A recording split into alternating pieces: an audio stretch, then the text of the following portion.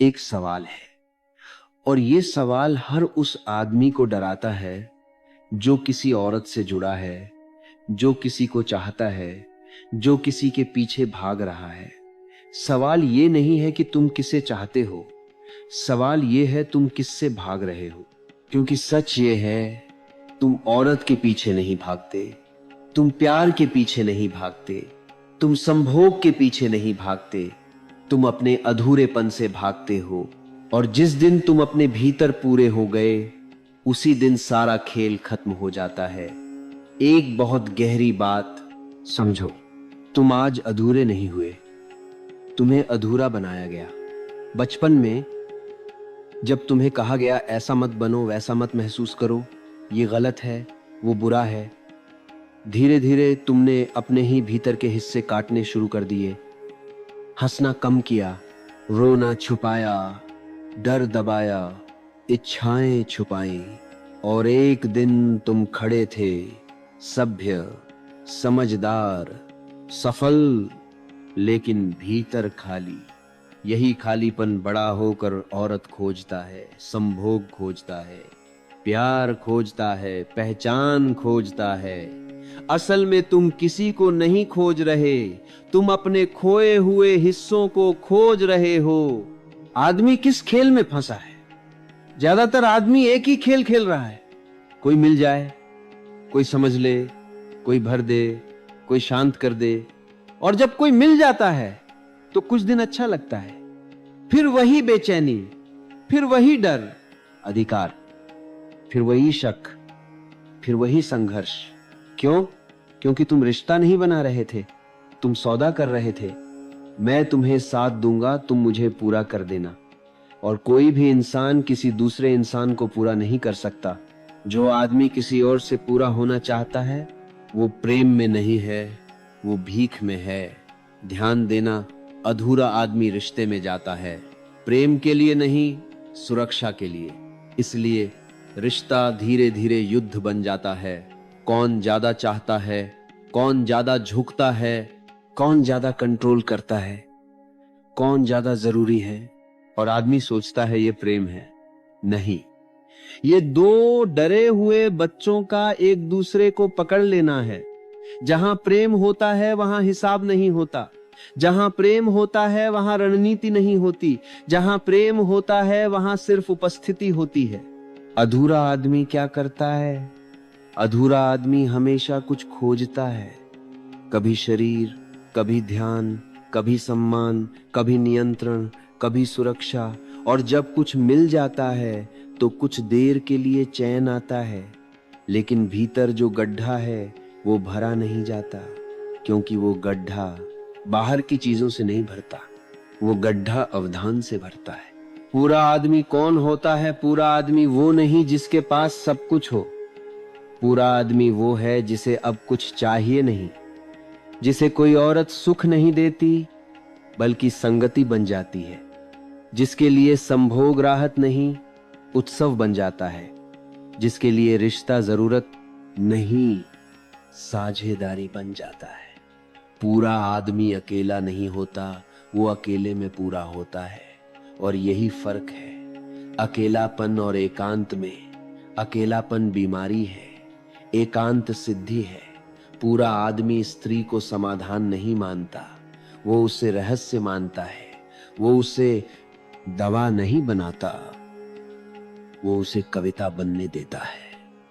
वो उसे अपने दर्द की पट्टी नहीं बनाता, वो उसे अपने आनंद की बांसुरी बनने देता है। इसलिए पूरा आदमी स्त्री को पकड़ता नहीं, वो उसके साथ बहता है। और जहां बहाव होता है वहां डर मरमता है, जाता है। जिस दिन तुम पूरे होते हो, जिस दिन तुम पूरे होते हो, उस दिन पहली बार तुम किसी के पास जरूरत बनकर नहीं जाते, उपस्थिति बनकर जाते हो। उस दिन तुम्हारी आंखों में मांग नहीं होती, आमंत्रण होता है। उस दिन तुम्हारे स्पर्श में भूख नहीं होती, ऊष्मा होती है। उस दिन तुम्हारी कामेच्छा दबती नहीं, परिष्कृत हो जाती है। और उसी दिन सारा खेल खत्म हो जाता। कौन सा खेल खत्म होता है? ताकत का खेल, कब्जे का खेल, जलन का खेल, डर का खेल, खोने का खेल, जीतने का खेल, क्योंकि अब खोने को कुछ है ही नहीं। अब जो है वो भीतर है, और जो भीतर है वो कोई छीन नहीं सकता। जो आदमी अपने भीतर घर बना लेता है उससे दुनिया कुछ भी छीन नहीं सकती। पूरा आदमी समाज को खतरनाक लगता है क्योंकि उसे डराया नहीं जा सकता, उसे लालच नहीं दिया जा सकता, उसे झुकाया नहीं जा सकता, उसे भीड़ नहीं बनाया जा सकता। वो अकेला खड़ा होता है, और जो अकेला खड़ा हो सके वो करी सारा खड़ा हो सके ही मुक्त होता है। इसीलिए ओशो कहते हैं पूरा आदमी विद्रोही होता है, भले ही वो मौन में बैठा हो। संभोग, प्रेम और पूरा होना। अधूरा आदमी संभोग करता है ताकि भूल सके, पूरा आदमी संभोग करता है ताकि जाग सके। अधूरा आदमी प्रेम करता है ताकि बंध सके, पूरा आदमी प्रेम करता है ताकि बांट सके। अधूरा आदमी रिश्ता बनाता है ताकि टिक सके, पूरा आदमी रिश्ता बनाता है ताकि टिक सके, है ताकि नाचे। फर्क शरीर में नहीं है, फर्क स्थिति में है। जब आदमी पूरा होता है तो संभोग बदलता है। अब वो जल्दी नहीं करता, अब वो सिद्ध नहीं करना चाहता, अब वो जीत नहीं चाहता, अब वो सुनता है, अब वो देखता है, अब वो ठहरता है। और जैसे जैसे ठहराव बढ़ता है, संभोग गहराता है, फिर शरीर पीछे जाता है और चेतना सामने आती है, और उसी क्षण संभोग योग बन जाता है। क्यों लोग पूरा होने से डरते हैं? क्योंकि पूरा होने का मतलब है अकेले खड़े होना, कोई सहारा नहीं, कोई बहाना नहीं, कोई दोष नहीं, कोई पकड़ नहीं। और आदमी को आदत है किसी को पकड़ने की, स्त्री को, पैसे को, ईश्वर को, गुरु को, विचार को। पूरा आदमी कुछ पकड़ता नहीं, वो देखता है, और जो देखता है वो मुक्त हो जाता है। पूरा होना मुश्किल इसलिए नहीं है कि रास्ता कठिन है, पूरा होना मुश्किल इसलिए है कि उसमें सहारे गिरते हैं, और आदमी सहारे से प्यार करता है, चाहे सहारा झूठा हो पर जाना पहचाना हो। पूरा होना मतलब है अनजान में उतरना, बिना नक्शे के, बिना गारंटी के, बिना किसी के। और यही 90% लोग वापस मुड़ जाते हैं। पूरा होने की साधना, पूरा होना कोई अचीवमेंट नहीं है। पूरा होना एक गिरना है, अपने झूठे सहारों से गिरना, अपने मुखौटों से गिरना, अपनी कल्पनाओं से गिरना, अपने मुझे चाहिए से गिरना। और जब आदमी इन सब से गिर जाता है तो अचानक पाता है वो पहले से ही पूरा था। पूरा होने की शुरुआत ध्यान से नहीं होती, पूरा होने की शुरुआत ईमानदारी से होती है, अपने आप से। जब तुम पहली बार मान लेते हो मैं डरा हुआ हूं, मैं अकेला हूं, मैं भूखा हूं, मैं भाग रहा हूं, बस यहीं से यात्रा शुरू होती है। क्योंकि जो देख लिया गया वो आधा मुक्त हो गया। और तब क्या होता है? तब स्त्री बदल जाती है, वो आकर्षण नहीं रहती, वो दर्पण बन जाती है। तब संभोग बदल जाता है, वो विस्फोट नहीं रहता, वो विस्तार बन जाता है। तब प्रेम बदल जाता है, वो नाटक नहीं रहता, वो मौन बन जाता है। और तब रिश्ता बदल जाता है, वो जेल नहीं रहता, वो मंदिर बन जाता है। असली स्वतंत्रता लोग सोचते हैं, स्वतंत्रता का मतलब है कोई बांधे नहीं, स्वतंत्रता का मतलब है अब कोई बांध सकता ही नहीं। क्योंकि अब तुम भीतर से मुक्त हो, और जो भीतर से मुक्त है वो चाहे किसी के साथ हो, बंधा नहीं होता। अंतिम सत्य जिस दिन तुम पूरे हो जाते हो, तुम औरत को नहीं चुनते, तुम प्रेम को चुनते हो। तुम संभोग नहीं खोजते, तुम संगति खोजते हो। तुम रिश्ता नहीं बनाते, तुम संबंध में बहते हो। और उसी दिन पूरा खेल बदल जाता है, जीत हार का खेल समाप्त हो जाता है, और जीवन लीला बन जाता है। और एक बात और, पूरा आदमी सीधे प्रेम में नहीं जाता, वो पहले मौन में जाता है। क्योंकि जिसने मौन नहीं जाना वो प्रेम में भी शोर ही लाएगा। जिसने अकेले में आनंद नहीं जाना, रिश्ते में भी भूख ही लाएगा। इसलिए असली क्रांति बिस्तर में नहीं, खामोशी में होती है।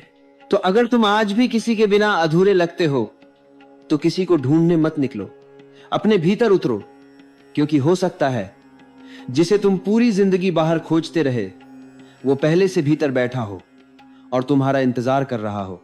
तो अगर आज तुम किसी के पीछे भाग रहे हो, तो रुक कर देखो, तुम किससे मिलना चाहते हो, उसे या अपने आप से? क्योंकि जिस दिन तुम अपने आप से मिल गए, उसी दिन हर मुलाकात पवित्र हो जाएगी, और जिस दिन तुम पूरे हो गए, उसी दिन सारा खेल खत्म हो गया। तो अंत में बस इतना ही, जिस दिन आदमी बाहर कुछ खोजने से थक जाता है, उसी दिन पहली बार वो भीतर देखता है, और जिस दिन भीतर देखना शुरू होता है, उसी दिन जीवन बदलने लगता है। क्योंकि असली समस्या कभी बाहर नहीं होती, न रिश्तों में, न संभोग में, न लोगों में। असल समस्या हमारी अनदेखी चेतना में होती है, और असली समाधान भी वहीं छुपा है। अगर ये बातें तुम्हें सिर्फ अच्छी नहीं लगी, बल्कि भीतर कहीं चुभी, कहीं हिलाई, कहीं चुप करा गई, तो समझ लेना ये वीडियो यहीं खत्म नहीं हुआ। ये एक यात्रा की शुरुआत है। इस चैनल पर हम सिर्फ बातें नहीं करते, हम इनर विजडम की तरफ चलते हैं। हम वहां जाते हैं जहां सवाल पैदा होते हैं और जहां समाधान जन्म लेते हैं। अगर तुम अपने जीवन की उलझनों, रिश्तों की बेचैनी, खालीपन, डर, आकर्षण और अकेलेपन को सच में समझना चाहते हो, तो think inside Osho philosophy channel को अभी सब्सक्राइब करो और हमारी कम्युनिटी से भी जुड़ो, क्योंकि वहां हम हर दिन इनर विजडम की बातें, जीवन से जुड़े प्रश्न और तुम्हारी समस्याओं पर चर्चा करते हैं, ताकि समाधान बाहर नहीं, भीतर से पैदा हो। क्योंकि असली काम देखने का नहीं, जागने का है।